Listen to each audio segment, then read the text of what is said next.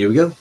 Hey guys, this is Coach Arnie, and I am here with the Health, Love, and Life show on the GoingSoloMedia.com, WGSN-DB Going Solo Network Radio, TV, and Podcast, the #1 network for singles.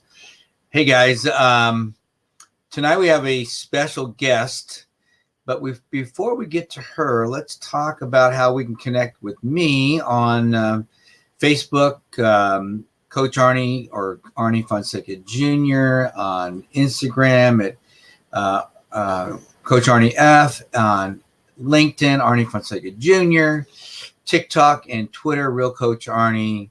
So, or just Google me and lots of stuff will come up. So feel free to call me or text me if you just want to talk, because that's what this is all about. It's about connecting and networking and solving problems and getting close. And that's what we're going to talk about tonight with our guest. So we can get into that and give her lots of time.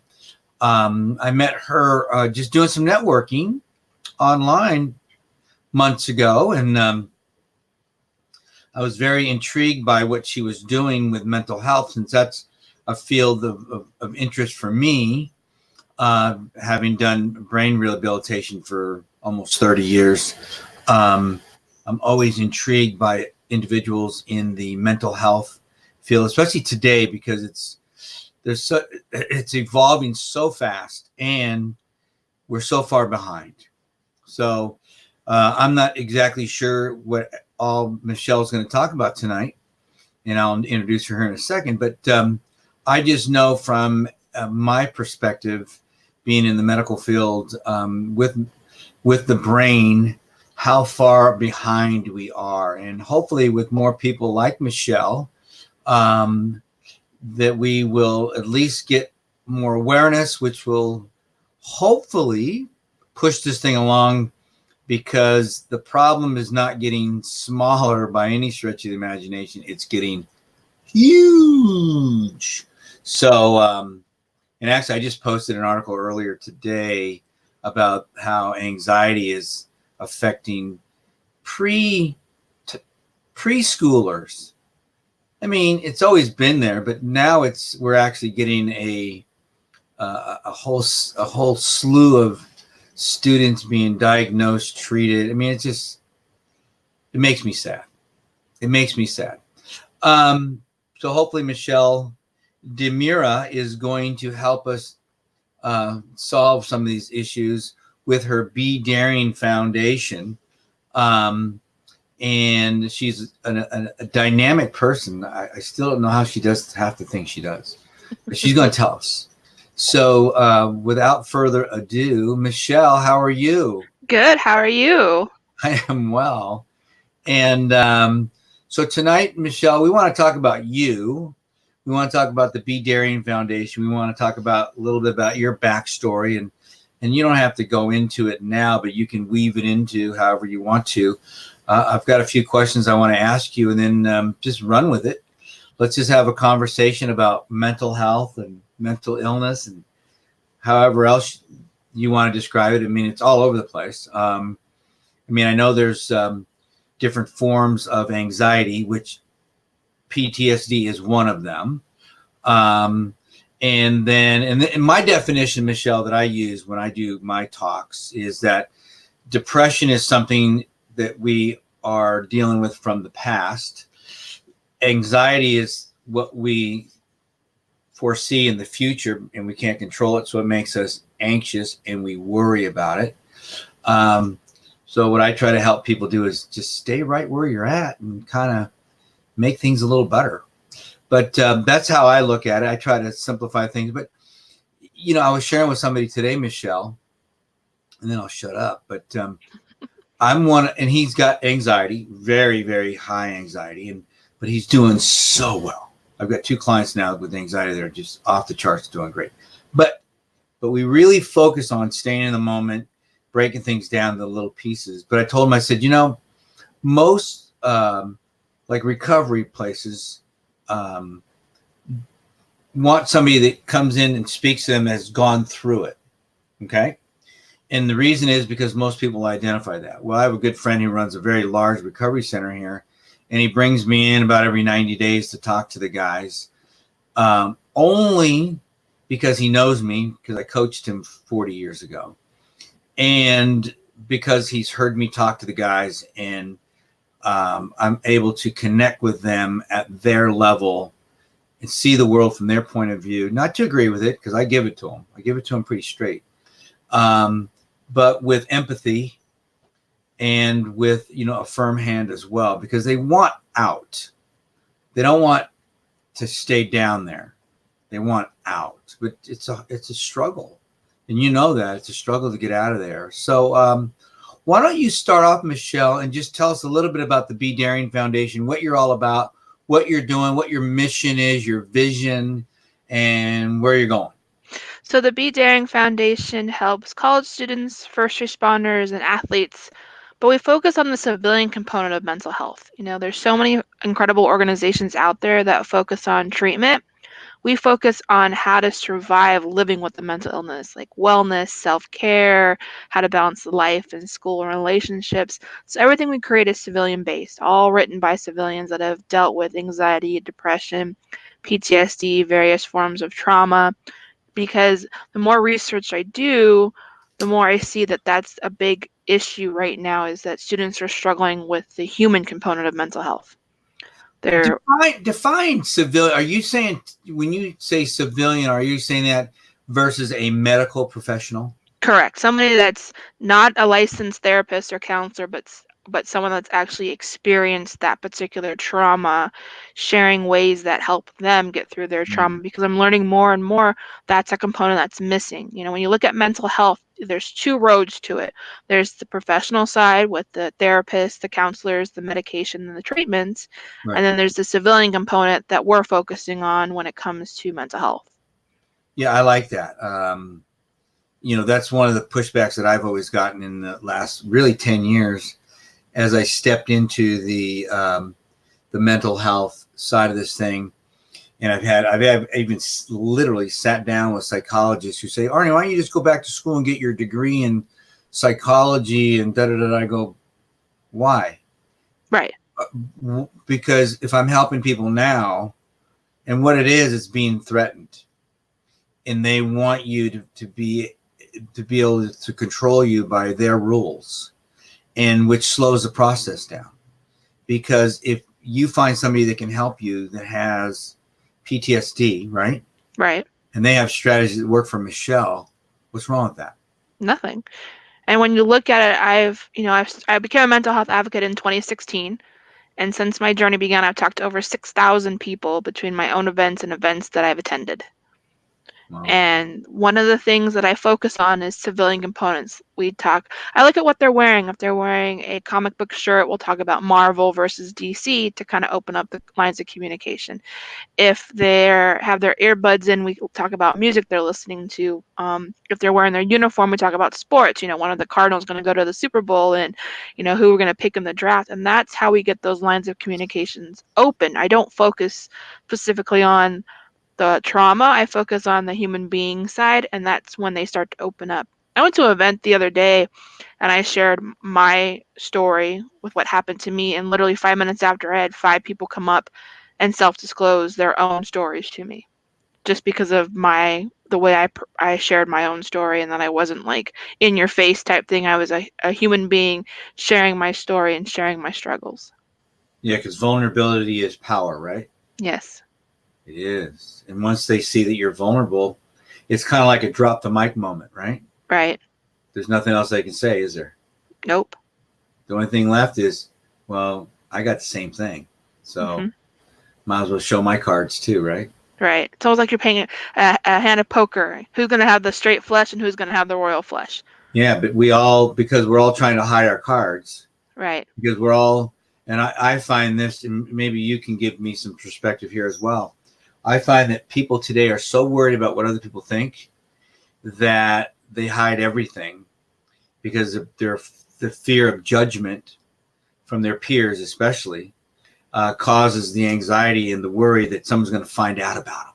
Yep. Someone's going to find out they're on medication, or they have to see a psychologist, or they have suicidal thoughts or whatever, right? Right. And they're going to be exposed versus this is what I got and I need help. Right. And you know, for the longest time, I didn't share that I actually contemplated suicide for that reason, Mm-hmm. because I was scared that as soon as I mentioned suicide, every time I didn't respond to a text or every time I didn't answer my phone, people were going to be under the assumption, oh, is she gone? Did she do it? But I finally realized that it's a powerful piece of my story, letting people know that yes, I did contemplate suicide. You know, I had the pills in my hand. I was ready to just end it all, but you know, my guardian angel saved me, and people can resonate with that because they understand that someone like me who's successful right now running a foundation in my 30s, and I tell them I don't label myself as an entrepreneur. If somebody asked me who I was, I would say I'm a daughter, I'm a sister, I'm an entrepreneur, I'm a rape survivor, and I have PTSD. That's how I look at myself. And I always tell people, first and foremost, we're human beings first. And when we stop with all the labels and we start to just have those open conversations like you and I are having right now, people will feel more open to sharing what's happening in their life. But because there's so many labels and there's so many groups and there's the social norm, people can't look past that. And until we get them to understand that we're all alike in one way, being human beings, those conversations are going to be harder and harder to have. Yeah. I mean, that whole label thing's a big deal. You know, one of the things I found, Michelle, over the last probably 10, 15 years is that, you know, because a lot of this started in my education through mental health, working with individuals that have gone through terrific, horrific things in their life, like brain injuries and spinal cord injuries and all kind of just devastating accidents. That this whole thing with depression, anxiety wasn't as big a term that it has become in the last, let's say, 5 years, but depression's always been there. Bipolar. I learned a strategy called Crazy Eights, where for men, they were very angry. For women, they were very sad and depressed, which made them kind of sleep and be tired, right? Right. Until they got enough energy to be pissed off. But it was, a lot of it was, unless, because PTSD, again, was a new term. I'm not even sure when it was first brought up, maybe 10, 12 years ago. What do you think? And then now they're trying to call it PTSI. No. They don't. They want to What's the call I it stand for? Illness instead of disorder. Yeah, because they locked it in with anxiety. Yeah. Right. So the whole thing was, what I was taught, and I learned this working with a psychologist, was that if you hadn't done a blood test, then you need to focus on changing your rules on how you see yourself, one, and see the world, because it wasn't always about you, you know. But what I've had to learn here in the last few years is trauma, especially trauma that someone like you've gone through, or somebody that might have been 4 and 5 years old or younger. I mean, they're even going back into pre-birth, where maybe there's some trauma with the umbilical cord. You know what I'm saying? Right. Yeah, I've heard that before. Absolutely. I listened to, and so there's a lot of, now there's stuff with the preschoolers. So there's a lot of stuff going on here that we still haven't figured out. But a lot of what I ran into was helping people to separate themselves out from those that just need to change their rules a little bit. What's it going to take to make you happy, versus someone who's really suffered through some real trauma, you know, whether it was rape or a murder, or in a horrific traffic accident. You know what I'm saying? Right. And being able to say, versus, you had a bad day, just because, now I'm not going to judge him, but just because you have a bad day probably doesn't qualify you as PTSD. I mean, unless it was a really bad day, but that's where I think you've getting so much confusion now. Do you find there's a lot of confusion out there with all? There is, because like when I self-disclosed that I had PTSD, the first question was, are you a veteran? No. Mm. And so there's still that stigma that only veterans can have PTSD or first Mm. responders, and they don't realize that trauma is big and little trauma, like you shared, murder, rape, domestic violence, Right. seeing someone get ran over in a crosswalk. There's so many different types of trauma that are out there, bullying, verbal abuse. And I think until we're able to show the difference between the different traumas that are out there, people are going to continue to clump it with veterans and first responders. I mean, Wow. it took me a long time to realize that I had PTSD, after I had remembered everything that happened to me. And, and I'm still seeing my counselor. My counselor calls it unraveling the knots in the ball of yarn. And so every knot represents a different trigger or a different flashback that we have to kind of walk through to kind of help me get to the next step of the healing process. How were you diagnosed? Through a counselor. I'd went to him for about 6 months. So was there any kind of testing they did, or just was through just experience and My reactions and certain words that I kept going back to and feelings I was having, and I had a little bit of anxiety and depression, and so with everything that he had done and we had talked about, he had then diagnosed me with PTSD. And even before that, when I was working with my counselor, who was my advisor for my student organization, she goes, even though I can't treat you because we work together on a professional level, you have something. And at the time I said, I think I have PTSD. And she goes, why don't you go see this other counselor and talk it through with him? And he was able to diagnose me with the PTSD. Well, that leads me to a question here. How have you worked on overcoming your trauma then? So I use a lot of playlists. I have Spotify, and I've made 90 different playlists, from Metallica to some Jonas Brothers to some cello and violin. And that one of the biggest thing that helps me is listening to that music and being able to kind of pull myself out of reality in a sense and kind of just turn my brain off for just a little while, just to kind of let it relax and go through the motions. Because when I have an episode, it really burns me out mentally and emotionally, and it takes me at least a day or two before I'm even back to my old self. Yeah. There's a question here, Michelle. Why don't you take a stab at this? From Luck 22. So if you're talking about mental health, would depression fall into that category? See, the way I look at mental health is it's more than one thing. It could be a mental illness such as anxiety, depression, PTSD. It's wellness, it's self-care, it's relationships, it's mental, physical, and emotional, feelings. And I think that's what the issue is when you hear mental illness, you think that's the only thing that can affect your mental health, when in reality it's everything in your day-to-day life that could potentially risk and impact your mental health, which could lead later on to being diagnosed with anxiety and depression. Yeah, because I look at it. So to answer your question, Luck 22 from an observer and someone who's worked in the brain rehab field for a long time is the macro answer to your question there is yes. The micro answer is, let's find out what depression is. Like I said earlier, my simple definition that I used with Michelle was events that have happened in the past, and I have certain strategies that I help people through that. But, it all depends. And we don't know whoever Luck 22 is. But if there's events in your past, right, Michelle? Right. That are pretty dramatic, that can lead to a lot of depression, right? Right. Or even if you're a college student and you fail your final, that sometimes can put somebody in a I'm not going to judge. Right. Whatever is a big deal is a big deal, isn't it?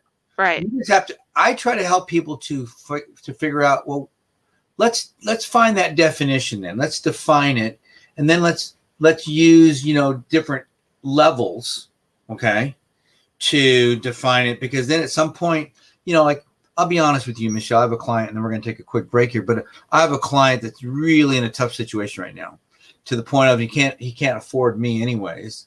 And so I was over there the other day, and I was just saying, hey, look, don't worry about it. I'm here to help you, okay, because he has a very serious injury. and his wife had even called me and thanked and all this stuff. But I thought to myself, my troubles are nothing compared to that. What do I have? What do I have to complain about? So sometimes if we can be around others and get a little perspective, sometimes it helps. You know what I'm saying? Mm-hmm. It does really help, because then if I'm listening to Michelle DiMuria tell her story and drop the mic, it's like, man, if she can do it, I can do it, because mine's not nearly that bad, right? Right. But before they might have thought it was bad until they heard your story, right? Right. Then you may say the same thing when you hear somebody else's story, right? I do, because I'm like, I can't even begin to imagine what you're going through, but here are some tools that I use that work that, maybe will work for you. That's it. And here's the big catch. And then we'll take a break. And I want you to come back when we come back and answer this. You give them those things and they look at you and then they go, okay, because they don't want to do it. So hold your thought. We're going to take a quick little break.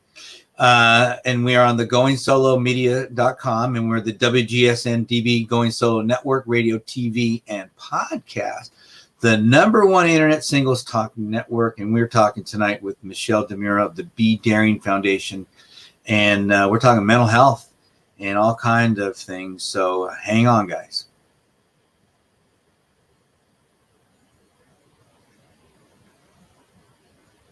All right. Michelle, you there? Yes, I'm here.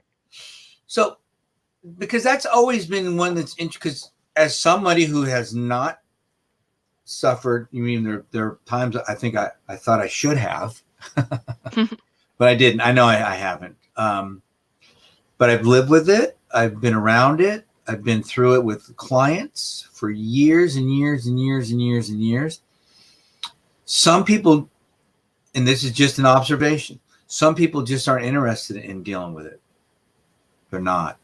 So have you run into that? And what are your strategies that you use for something like that? I run into it a little bit until they hear my story and hear that I've actually overcome suicidal thoughts, and that I didn't allow my rape to define who I was. And I think it's because like I shared earlier, I use human conversations. We talk about food and things like that. And that's what I think separates me from everybody else, is that I want to just have a conversation with you. So you're creating a relationship. You're connecting with them. Right. Before you pull them in, you're connecting with them. Right. Because I've talked to people before I became really in the mental health community, and they're like, so you want to learn about this pill today, or you want to learn about this treatment? Yeah. I'm like, next table, and I'll talk to those that have a conversation with me versus the ones that just throw all this information at me and think they know it all. And maybe they do, but at the same time, you have to relate to somebody in a way, which is why I said I use the different subjects that I use to help relate with that person. All right, we've got another question from our lucky listener here. How would you deal with depression? How would you deal with depression then? Because I have been diagnosed with it, and it has gotten bad because a good friend of mine suffers with it too, and they have recently tried to kill themselves.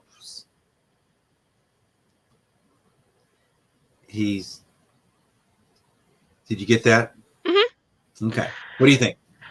So, Lucky 22, my recommendation is to start journaling. I know that may be something that's unfamiliar, but whether it's opening up a Word document and just sharing your thoughts, you can kind of start gauging what thoughts and triggers or words are really impacting your life, and use that to find a good counselor. That's important. And with the friend that is contemplating suicide, you may need to remove yourself from that situation for a while until you're strong enough to be there to listen. Because if you listen now and take all that on yourself and don't learn how to kind of breathe and say, okay, I've just heard all this, what do I do? Self-care. Put the phone down, turn it on do not disturb, journal, watch a good movie that might be fun. I watch a lot of Disney movies when I'm kind of in that slumpy mode.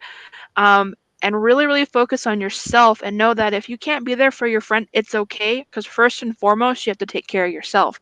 Because if you're not in good shape, you're not going to be in good shape to help anyone. I love it. Fill your cup up first. And, you know, it's interesting about that too, Michelle, is that for me, when I'm working with somebody many times, the problem solving for me is fairly easy because it's not emotional. Working with somebody this morning, and I said, hey, look, this is easy, you know, and I gave him some strategies, and I could tell his whole body was just one big knot because what I was telling him did not make him feel good. It made him feel very uncomfortable because it was so emotional for him. I mean, off the charts emotional.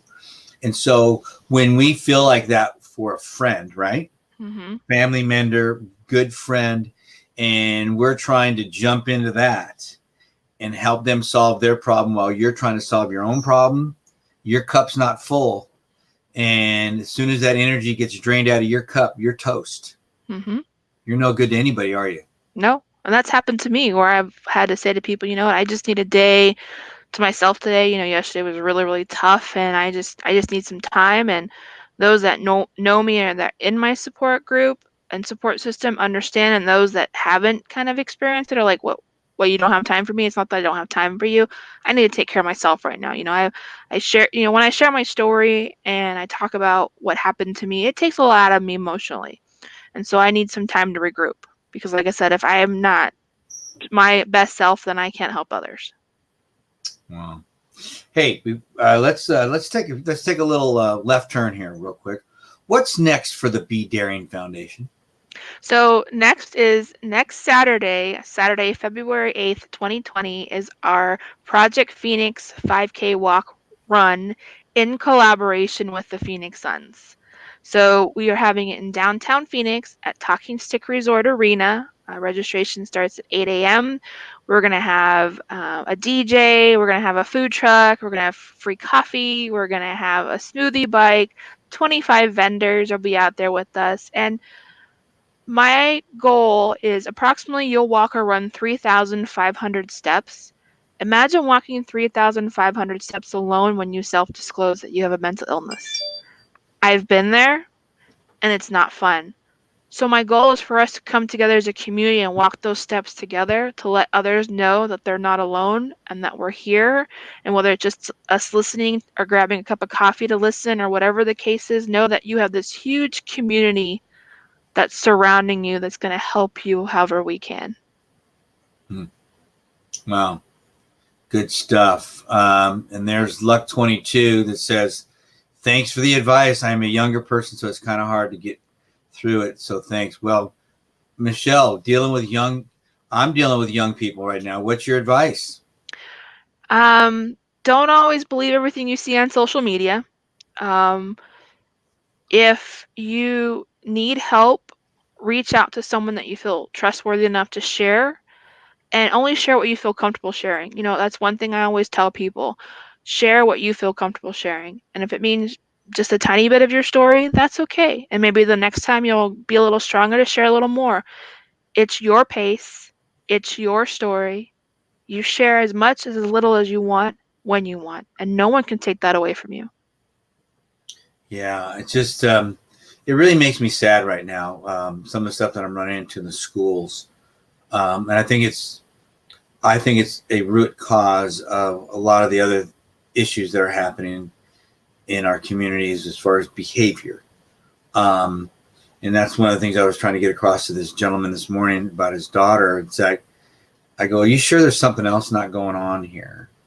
Because these behaviors aren't normal behaviors.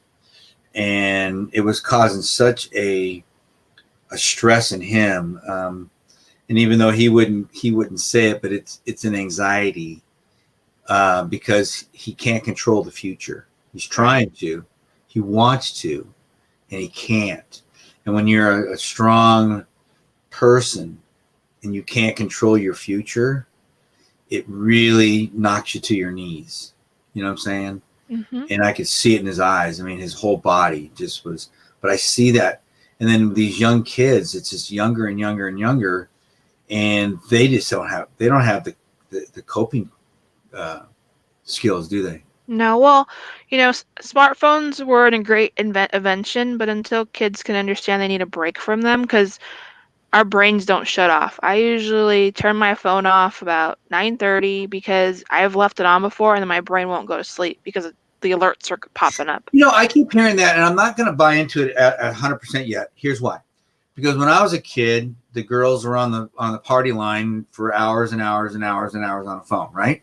Talking about the same things that they're now writing about on Facebook or Instagram or TikTok or wherever else, on whatever platform.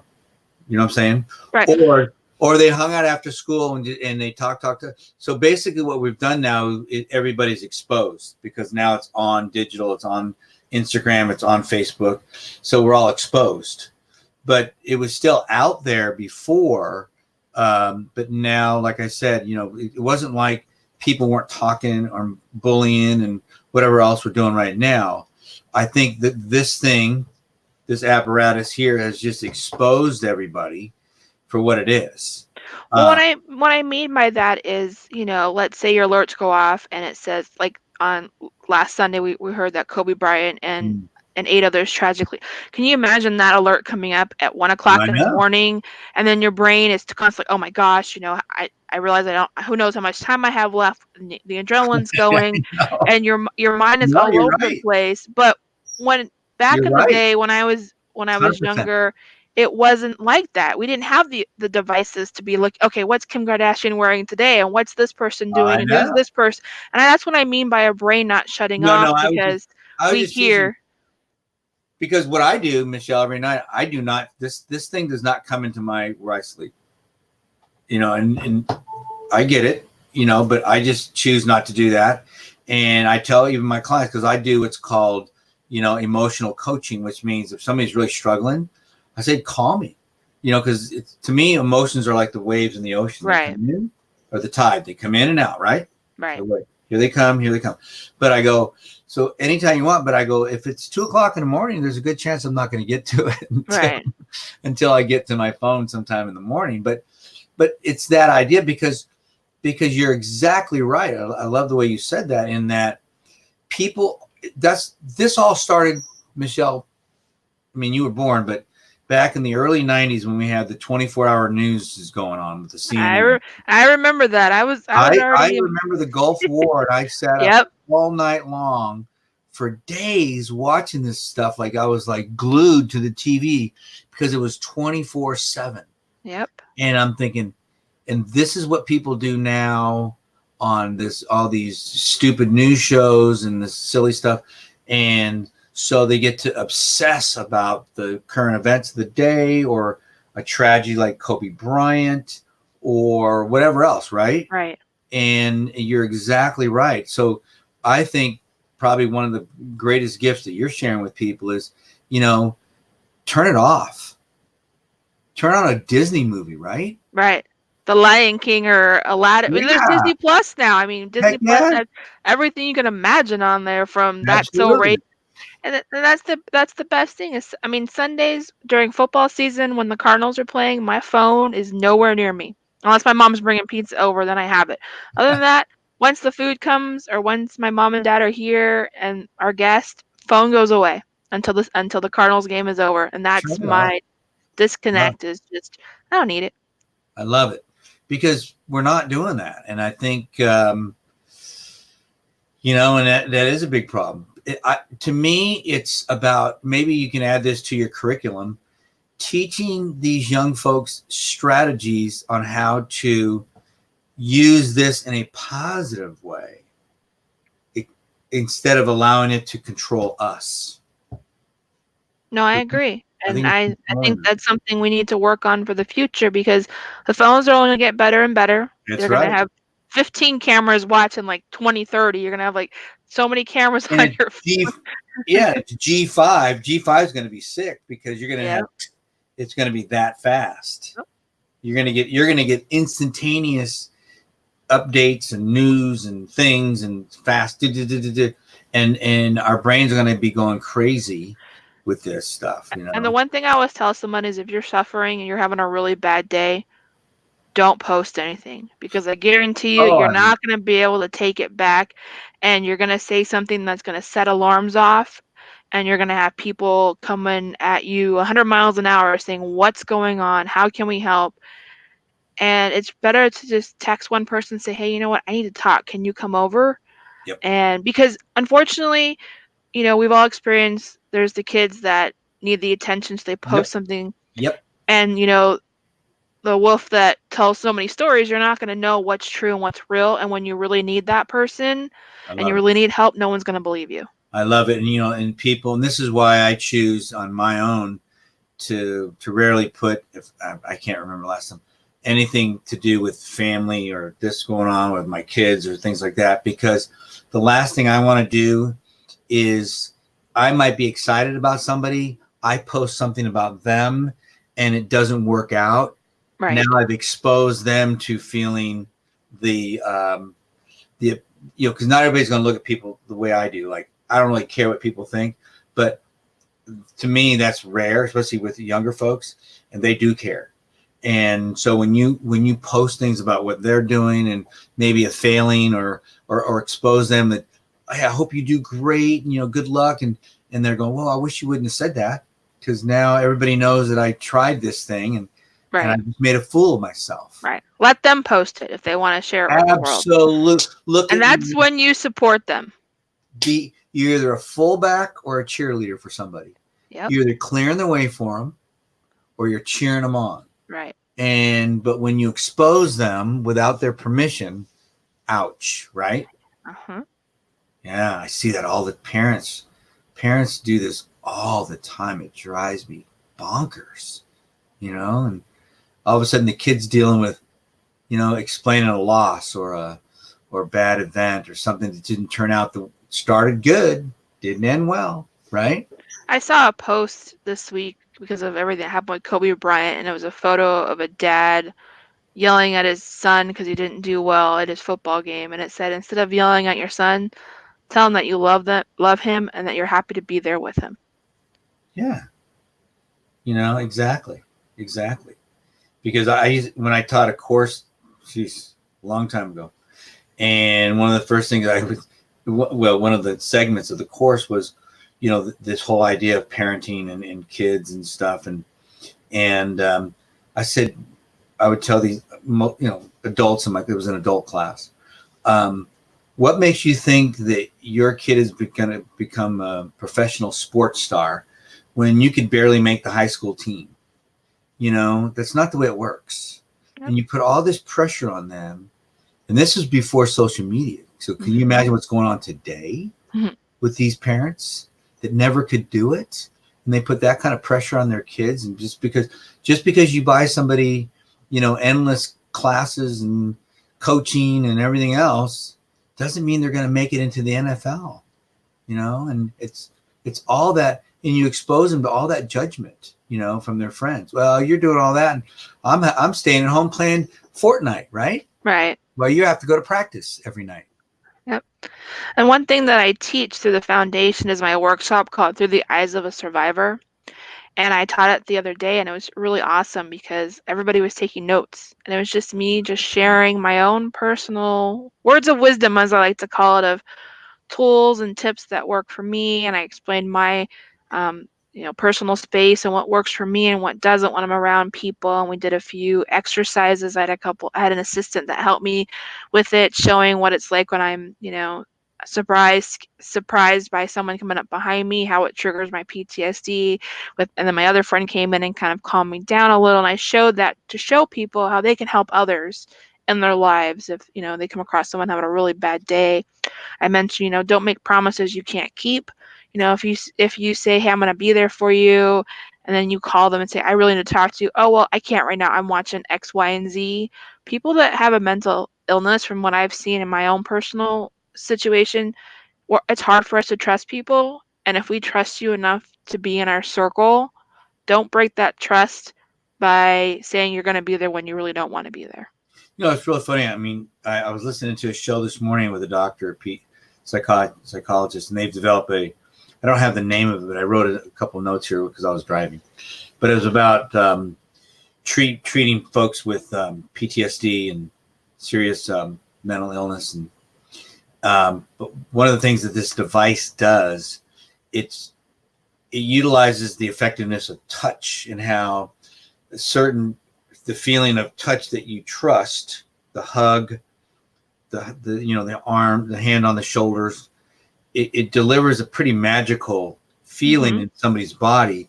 And they've developed a device with a very low frequency to it that you can wear anywhere on your body that delivers like I said, a low frequency that creates this feeling of I'm okay. Right. And they've measured it in the laboratory now. Wow. So they're starting to sell it. And but it could last an hour or 2 hours by wearing this device. It was like if you walk into let's say you're doing this right now, what you're doing. Right. You put this thing on, 15 minutes before you got on the air, it would have calmed you down and brought you to a level where you felt, I'm okay, I'm safe. Right. Because that's part of the issue here is we worry about a situation that we can't control. You can't control what's going to happen here online. You can't control what's going to happen when you step on a stage. Right. The only thing you can control is what comes out of your mouth. Yep. Hopefully. Right. And that's why I always tell people the best way to greet somebody is either fist pump, handshake, or high five, because those three are usually the universal way of saying hello. If you want a hug and you're not sure, I tell them, ask the person, is it okay if I give you a hug? And that was something I shared in my workshop, because someone came up and gave me a hug. It was, of course, part of the exercise, and it totally just changed my demeanor because I'm like, okay, I don't know you, and you just came up and gave me a hug. Just because the person before you gave me a hug doesn't mean that you can come up and give me a hug. So I would say ask before you give a hug. I know. Whenever I do a talk, if I'm walking around, because I have to walk around the room, I'll walk up to a gentleman or a lady and I'll say, "Is it okay if I put my hand on your shoulder?" Mm-hmm. And I don't think I've ever been told no, but right. Told no, it's no, right? Right. No means no. Yep. Well, let me ask another quick question here for you. Is that, and you almost fell into it right there. What are just quickly here? What are some tips that have worked for you that allow you to kind of work your way through this PTSD? Music, movies, good food, support system, and journaling. Those are the top things that work for me. And definitely unplugging from my phone and just vegging out. And of course, she's like a sister to me. Her name's Randy, and we've been really close for the past 2 years. And she's my go-to person when she's a nurse, so she kind of gets it. She's seen patients that have had PTSD. So having someone like that in my corner with my support system has made all the difference in the world. And just being able to share my story, whether it's with one person, 5 people, 5,000, whatever, it's part of the healing process for me. And then one last question here, and this is my own selfish question here, is, and I had a talk with a psychologist last night about this. What are your thoughts, Michelle, on the whole aspect of food and nutrition, which has gone into the toilet the last 50 years, and it's in the skyrocket, and then on one side the terrible food with the skyrocketing anxiety and all these other mental illnesses, whether it even be autism too, that's just off the charts. So what are your thoughts on that? I think it's definitely changed a lot because of the fact that there's focus on fast food and processed food versus eating healthy, and there's so many things that you can have delivered to your house. I'm always leery about like Nutrisystem and any of those things being delivered to my house. But for me, food is comfort for me, and so I'm learning to break that cycle little by little. I have an incredible wellness coach that I work with. Well, I call her Coach Amy, and she's really helping me kind of remove little by little the processed food. Because I tried doing it once and I got really, really sick because I pulled so much out of my system. It's kind of like, whoa, what are you doing to me? So she's helping me slowly get back into eating healthier. So I think having a good support system helps, and knowing that it's okay every once in a while to have a cheat day. I'm not saying do it every week, but like the Super Bowl is coming up, and that would be like my cheat day. Maybe have an extra a piece of pizza versus a salad. But I think if people can do that and realize the importance of eating better, it'll make you feel better. Yeah, I've just read so many. I've listened to so many podcasts in the last probably 6 months on mental health from people like Michaela Peterson and her dad in Canada on depression and anxiety, and some Harvard PhD psychiatrists, and Daniel Amen over in LA, and all these individuals that are dealing with severe mental illness and multiple personality disorders, you name it. Yep. And they're all having phenomenal results, anecdotal, with nutrition. Mm-hmm. Getting them off. And I think you nailed it there. I think 90% of this can be taken care of with just removing processed foods and too much sugar. Yeah. And we're 90% of the way there if we can do that. But we're battling all the commercials on TV and the big pharma, and that really don't want us to do that. And so I think we're really battling. It's a real struggle for our communities right now. Well, my last thought for you is just love yourself, and regardless of what they show advertise with the size 0, starving yourself, that's not reality. There's that challenge of reality versus Instagram, and reality is be yourself, but be the healthy version of yourself. Whether it's 100 pounds or whatever, as long as you feel good about yourself and you're confident about yourself and you're eating better, that's the important thing, is loving yourself and enjoying who you are. Yeah. Well, Michelle, I appreciate your time tonight. I know you're excited about your event coming up. I'm really proud of you for the stuff you've done here in just a fast amount of time.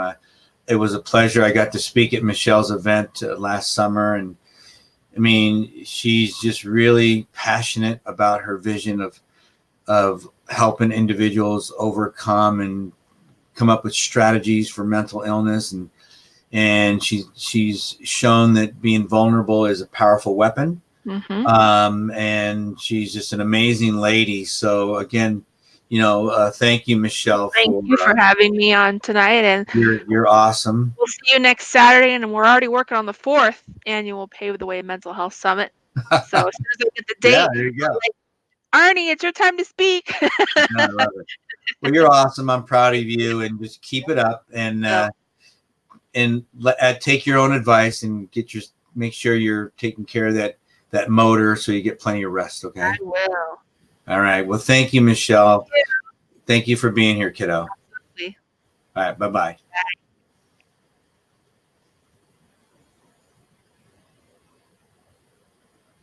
Bye. All right.